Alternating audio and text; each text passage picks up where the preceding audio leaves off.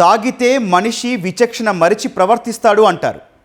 అదే మనిషి తాగితే కడుపులో ఉన్న నిజాలన్నీ వెళ్ళగక్కుతాడన్న మాట కూడా వాస్తవమే. అలా తాగి విచక్షణ మరిచిన ఓ మహిళ అదే మత్తులో జరిగిన ఉదంతం గురించి వివరించింది. దర్యాప్తులో భాగంగా సమాచారం కోసం ఆమె వద్దకు వెళ్ళిన పోలీసులకు విస్తుపోయే వాస్తవాలు తెలిసాయి. సొంత సోదరిలా భావించిన మహిళకు ఆమె పొడిచిన వెన్నుపోటు గురించి తెలుసుకున్న వారికి వెతకబోయిన తీగ కాలికి తగిలినట్టయింది. అసలు ఆమె చేసిన నేరం ఏంటి? ఎందుకు పోలీసులు ఆమెను అరెస్టు చేయాల్సి వచ్చింది? మత్తులో ఆమె చెప్పిన ఆ వాస్తవాలేంటి? ఈ కథనంలో చూద్దాం.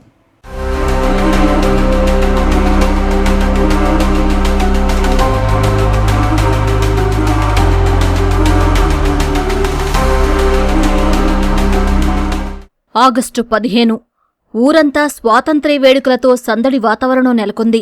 అదే రోజు ప్రభుత్వం కొత్తగా ఇస్తున్న స్మార్ట్ రేషన్ కార్డుల పంపిణీ కార్యక్రమాన్ని చేపట్టింది.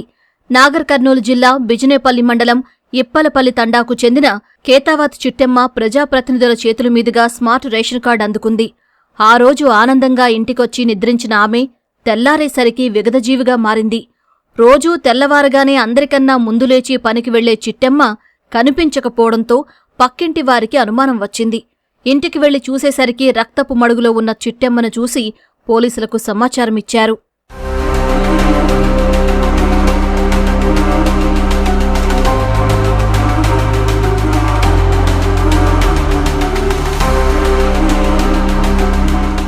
కాసుల కోసం స్నేహాలు మారిపోతాయి, ఆస్తి కోసం బంధాలు తెగిపోతాయి.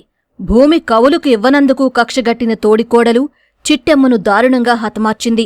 రోజూ తనతో కలిసిమెలిసి సొంత అక్కలా ఉండే వ్యక్తే ఆమె పాలిట మృత్యువుగా మారింది. చిట్టెమ్మ భర్త 3 ఏళ్ల కిందట చనిపోయాడు. ఆమె భర్తకు 6 అన్నదమ్ములు కాగా ఈమె 5వ కోడలు. అందరికీ పిల్లలున్నా చిట్టెమ్మ దంపతులకు మాత్రం సంతానం కలగలేదు. ఆస్తుల పంపకాల్లో తన వంతుగా వచ్చిన 2.5 ఎకరాల భూమిని కౌలుకు ఇస్తూ చిట్టెమ్మ రైసు మిల్లులో కూలీగా పనులు చేసుకుంటూ జీవించేది.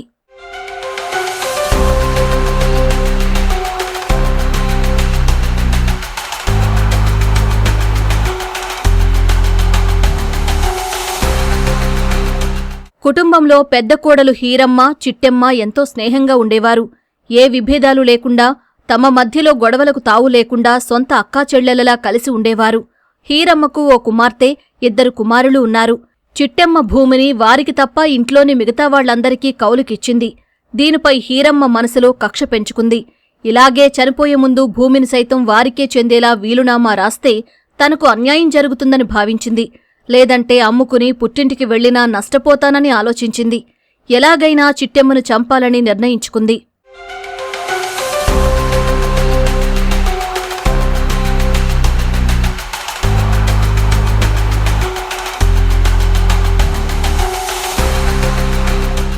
స్మార్ట్ రేషన్ కార్డుల పంపిణీ కోసం నియోజకవర్గం నుంచి కొందరిని అధికారులు ఎంపిక చేశారు.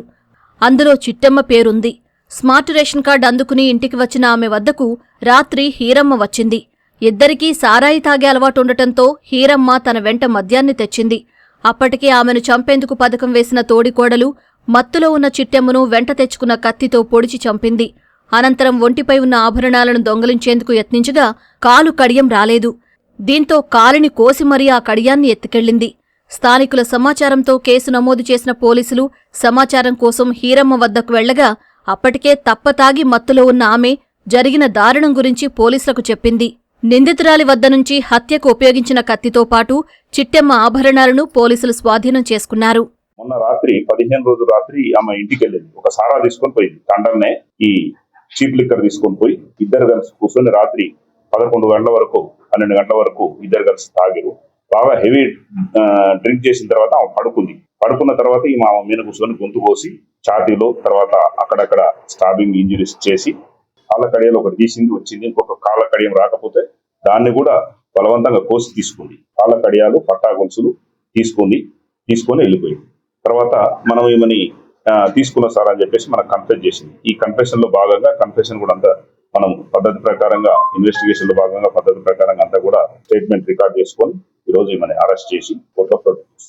వాటాలో తనకు సమానంగానే ఆస్తి వచ్చినా పిల్లలు లేరన్న కారణంతో చిట్టెమ్మ ఆస్తిపై కన్నేసిన హీరమ్మ అత్యాశకు పోయి నిండు ప్రాణాన్ని బలితీసుకుంది.